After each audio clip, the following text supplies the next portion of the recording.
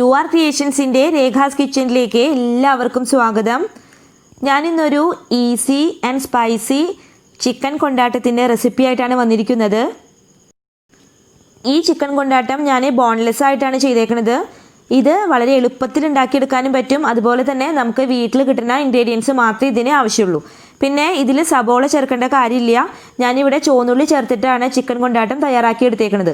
അപ്പോൾ ചുവന്നുള്ളിയാണ് ഇതിൻ്റെ കറക്റ്റായിട്ടുള്ള കോമ്പിനേഷൻ കേട്ടോ. വീഡിയോയിലേക്ക് കടക്കുന്നതിന് മുൻപായിട്ട് നിങ്ങൾ ഇതുവരെ ഈ ചാനൽ സബ്സ്ക്രൈബ് ചെയ്യാത്തവരാണെങ്കിൽ ആ കാണുന്ന ചുവന്ന സബ്സ്ക്രൈബ് ബട്ടൺ ഒന്ന് പ്രസ് ചെയ്യണേ. കൂടാതെ തൊട്ടടുത്ത് കാണുന്ന ബെല്ലൈക്കണിൽ ഓൾ എന്ന് എനേബിൾ ചെയ്ത് കൊടുത്താൽ മാത്രമേ ഞാനിടുന്ന വീഡിയോസിൻ്റെ നോട്ടിഫിക്കേഷൻ കറക്റ്റായിട്ട് നിങ്ങൾക്ക് കിട്ടുകയുള്ളൂ.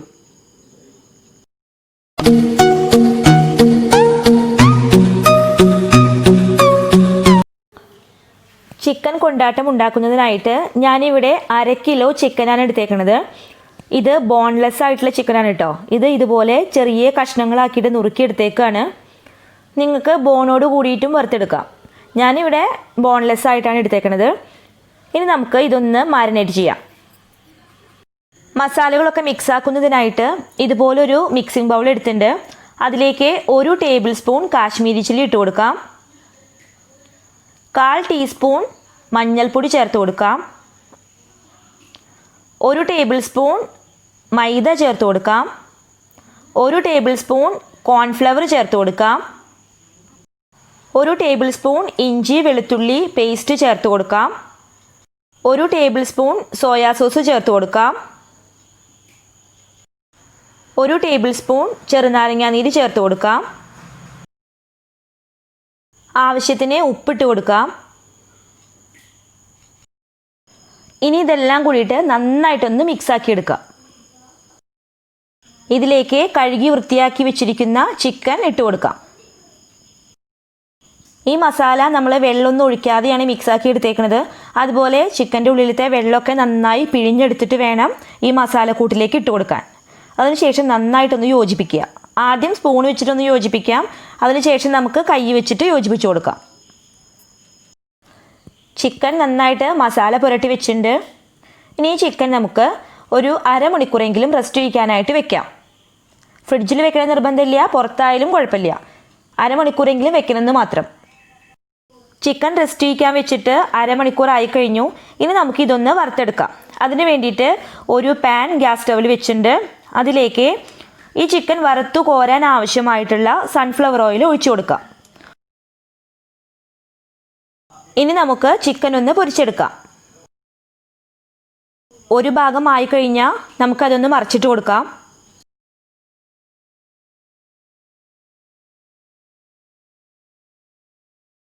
ചിക്കൻ നന്നായിട്ട് ഫ്രൈ ആയിട്ട് കിട്ടിയിട്ടുണ്ട്.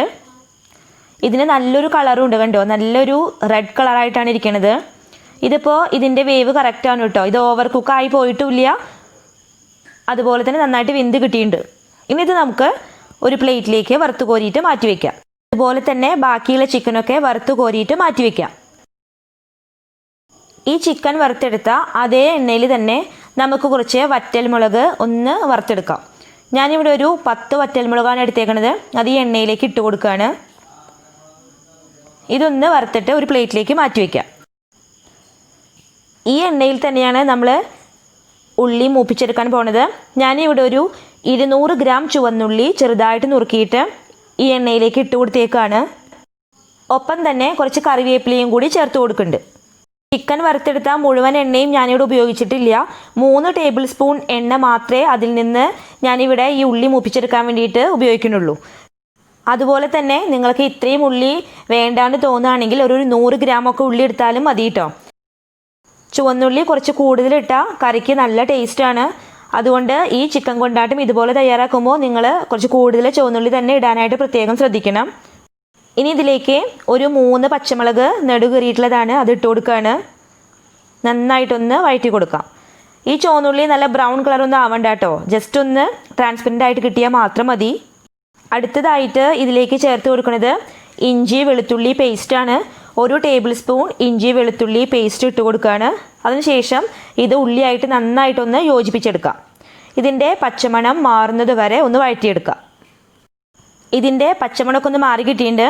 ഇനി ഇതിലേക്ക് പൊടികൾ ഓരോന്നായിട്ട് ചേർത്ത് കൊടുക്കാനായിട്ട് തുടങ്ങാം. ആദ്യമായിട്ട് 1 ടീസ്പൂൺ മല്ലിപ്പൊടി, 1/2 ടീസ്പൂൺ ഗരം മസാലപ്പൊടി, 1 ടേബിൾ സ്പൂൺ കാശ്മീരി ചില്ലി. പൊടികളുടെയൊക്കെ പച്ചമണം മാറുന്നത് വരെ ലോ ഫ്ലെയിമിൽ വെച്ചിട്ട് നന്നായിട്ടൊന്ന് മൂപ്പിച്ചെടുക്കാം. പൊടികളുടെ പച്ചമണമൊക്കെ നന്നായിട്ട് മാറിക്കിട്ടിട്ടുണ്ട്.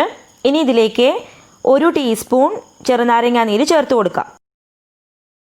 അടുത്തതായിട്ട് ഇതിലേക്ക് ചേർത്ത് കൊടുക്കേണ്ടത് ടൊമാറ്റോ സോസാണ്. ഞാനിവിടെ ഒരു 3 ടേബിൾ സ്പൂൺ ടൊമാറ്റോ സോസ് ചേർത്ത് കൊടുക്കുകയാണ്. ടൊമാറ്റോ സോസ് ഒഴിച്ചു കഴിഞ്ഞാൽ നന്നായിട്ടൊന്ന് വേവിച്ചെടുക്കണം. അതിനായിട്ട് ലോ ഫ്ലെയിമിൽ തന്നെ നന്നായിട്ടൊന്ന് മിക്സാക്കി കൊടുക്കാം.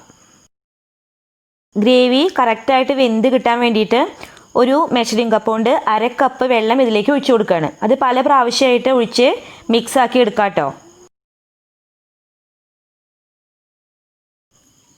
ഇനി നമുക്കിതിലേക്ക് ചില്ലി ഫ്ലേക്സ് ചേർത്ത് കൊടുക്കാം.